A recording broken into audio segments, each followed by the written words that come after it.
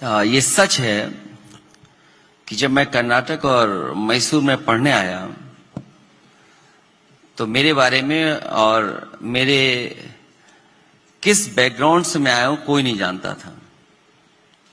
और शायद उसी की वजह से किरण हेगड़े या उन जैसे बहुत सारे साथी मेरे मित्र बने, मेरे साथ पढ़ा। और शायद अगर मैं उसी रुतबे में आता तो शायद किरण हेगड़े जैसे मित्र और मेरे साथी जो बैठे हैं वो शायद मित्र, सच्चे मित्र नहीं बनते। क्या बात, दोस्ती में नाम होता नहीं है। और एक आम जो स्टूडेंट होता है, जो उसकी मुश्किलें हैं, जो उसकी परेशानी है, वो मैंने सब फेस की हैं। और शायद मैं उसके लिए धन्यवाद देता हूं अपने फादर को कि जब उन्होंने कॉलेज भेजा, उन्होंने कहा कि किसी को बताना नहीं तुम किनके बेटे हो। हालांकि दो बातें उन्होंने मुझसे कही थी।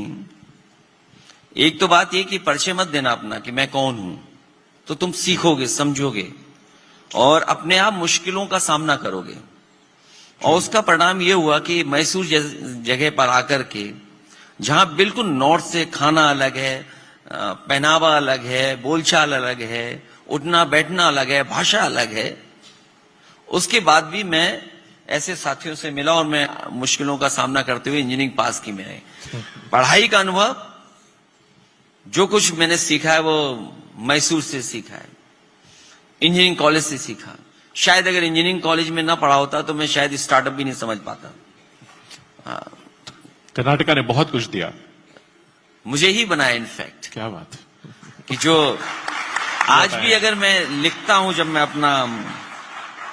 अपना नॉमिनेशन के पेपर्स भरता हूं तो कहां से डिग्री हासिल की है वो मुझे लिखना पड़ता है, तो मुझे वही कर्नाटक फिर याद आता है कि हाँ ये मेरे नॉमिनेशन पेपर्स में है। दूसरी बात जो मेरे फादर ने कहा था वो किसी कारण में नहीं कर पाया। उन्होंने कहा था कि भाषा जरूर सीखना, कन्नड़ जरूर सीख करके आना, तो वो शायद मैं नहीं कर पाया। तो क्या आपको कभी कभी लगता है कि अगर सीख लिया होता तो और अच्छा रहता? अगर मैं यहां पर भी अगर मैं कन्नड़ सीख लिया होता तो उसका मुझे पर्सनल लाभ तो मिलता ही मिलता, लेकिन प्रोफेशनली भी मुझे बड़ा लाभ मिलता। वही मेरा मतलब था कि यहां भी एक भाषा, लोकल भाषा में भी अपना हो जाता। बिल्कुल। एक चीज मैं आपसे यहां पूछना चाहूंगा, जब आप पढ़ने आए कर्नाटका, उस समय उत्तर प्रदेश से बहुत बच्चे पढ़ने आते थे।